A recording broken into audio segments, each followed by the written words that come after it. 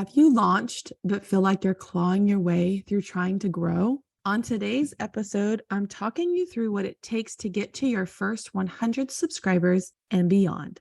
Come join me. Welcome to the Launch Your Box podcast with weekly tips, tricks, and strategies to start, launch, and grow your subscription box. Now, here's your host, Sarah Williams. Hey, y'all. Welcome back to the Launch Your Box podcast. Today, I've got a juicy episode for you today. Juicy because it is tactical strategies that you can use to get to 100 subscribers if you're not there yet, or beyond 100. Maybe you've been stuck a little bit. When we launch our subscription box, it's a huge milestone just to get launched. It takes a lot of work for us to get to the launching stage. And so I want to make sure that we're celebrating that. You might have launched and had huge success, and you might have launched and not had that much success, or might have felt disappointed. And if you've listened to some of my interviews here on the podcast, you know that it's possible to get your first 100 subscribers instantly on a launch. But that's also not the case for everyone. Typically, anyone that launches with over 100 subscribers on their very first launch has been audience building for a long time. They've been showing up consistently. They've been audience building. Maybe they have a business involved with something else and they're adding a subscription box to it. Or they've paid tens of thousands of dollars in ad money to get in front of their customer. And that's why they're launching with over 100 subscribers.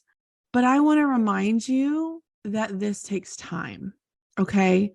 There are so many of us that don't launch with 100 subscribers right out the gate. So having that expectation on your very first launch when you haven't spent time building an audience for months or years in advance, I want to remind yourself that that may not happen for you.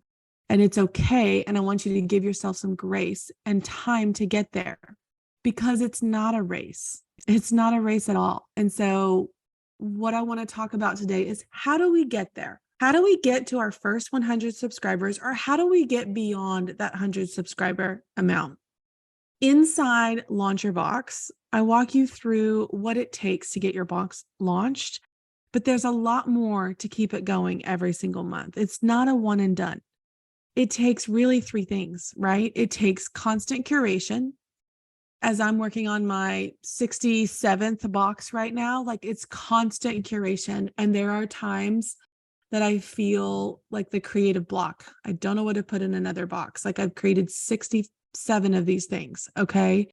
And plus I've created one-off holiday boxes. I've created a lot of boxes and I feel like I have no ideas left in me some months, but I try to keep up on the trends, the constant curation. You've got to keep up on trends.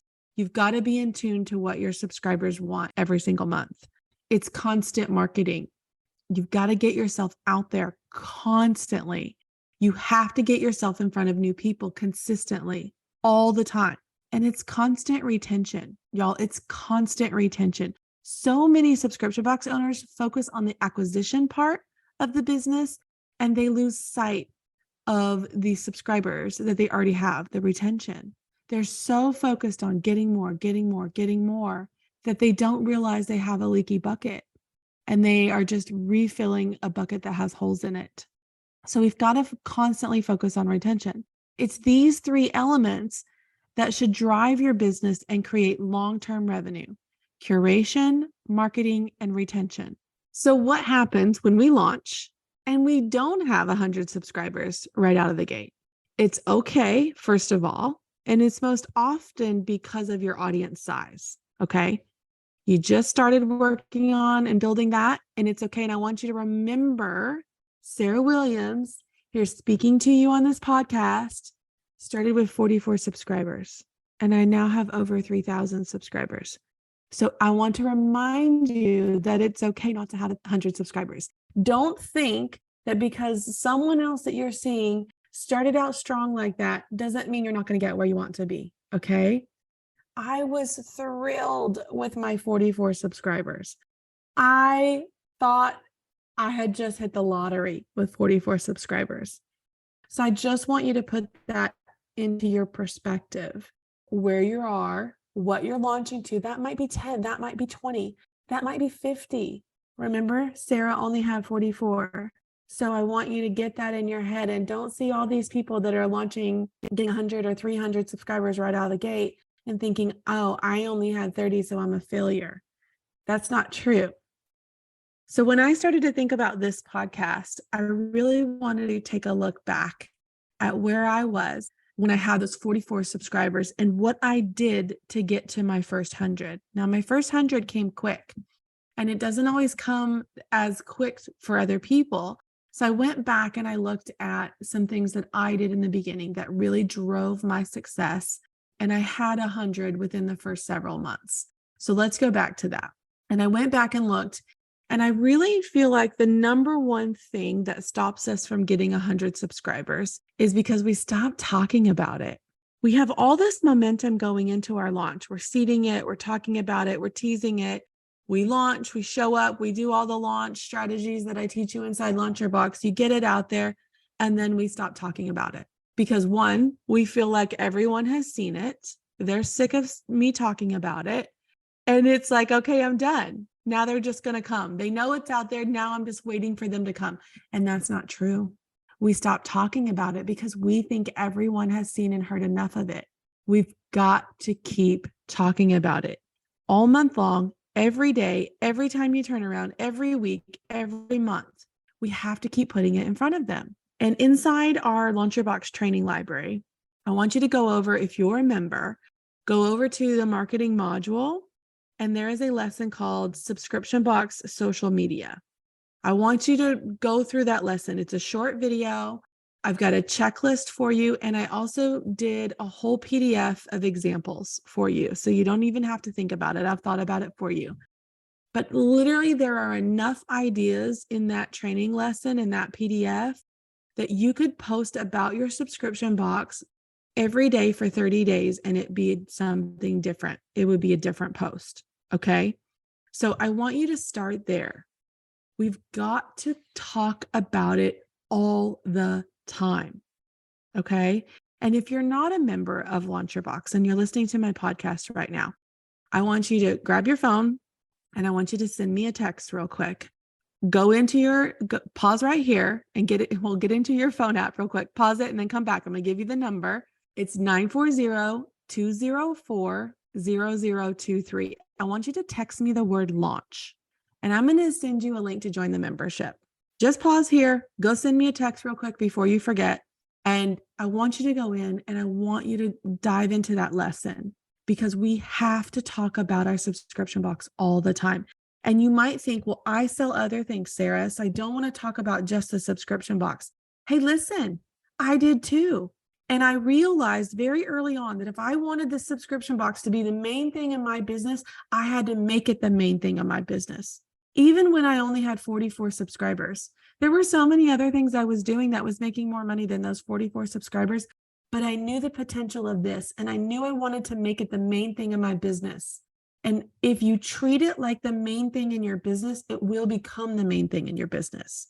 Consistency is king. It trumps everything else. We got to keep putting it in front of them. So don't stop talking about it. All right. Number 2, engage. Let's be social. Social media is not a post it and forget it. Social media is designed for people to be social. We have to be social before the sale and after the sale. Remember, we talked about retention a minute ago. It is a huge part of our growth. If you're losing subscribers as fast as you're getting them, your efforts are going to fizzle out. You're going to get defeated. You're going to get burnout and you're going to stop. We have to focus on engaging. That means engaging people to want to be subscribers and engaging our subscribers to stay. Your excitement about your box each month will be contagious. Okay. If you're show up excited, engaged, ready to show them, ready to share, just getting excited about it, they're going to be excited too. We've got to create that FOMO. We've got to create this sense of them wanting to be a part of this. And that's through limited quantities. That's through our excitement. That's for people that are not signed up. So we have to engage with our subscribers. and talk to them. And then everybody else that's watching us talk to our subscribers is going to be like, well, I want to be a part of that. We have to create those connections for those that are subscribers and create it like the FOMO for people that are not subscribers. This is why I don't love private Facebook groups for our subscription boxes. And I know many of you have them, and I'm not saying don't have them, but what I'm saying is when we can do these activities front facing and not behind closed doors of this private group, we're now creating that FOMO for people that are not subscribers. You might be doing a great job of creating connection for your existing subscribers if you have a Facebook group just for subscribers, but you're doing an injustice to yourself and to your marketing because you're not sharing any of that with people that are not subscribers. They want to see what's going on. They want to, let's put some FOMO in front of them. Let's see what they're missing out on every single month. If we only do that behind closed doors, people don't know what they're missing. So we've got to do it in front facing. All right. We have to show up. We can't just lob it out there thinking that we're talking about it enough by posting and sharing some video. We have to engage in the comments, engage in the posts, engage with the subscribers, engage in the email. We have to engage constantly so people feel like they want to be a part of it. If you've been a wallflower, holding back, hanging back, just putting your brand, putting your logo, putting the box out there, but you're not really engaging as the person that you are, you're missing a connection. You're missing growth. You're leaving money on the table. All right. So we've got to engage. Number 3, we've got to create value. It is not always about the stuff. Let's just be honest with ourselves for a little bit. Most of what all of us listening sell, people could go find in a big box store near you, right? It's not about the stuff. 9 times out of 10, it is not about the stuff. Sure, having great stuff, curating a great box draws people in, but people stay because they feel like they're part of something that's bigger than themselves. What makes us different and unique? Why would somebody shop from you versus going into Target?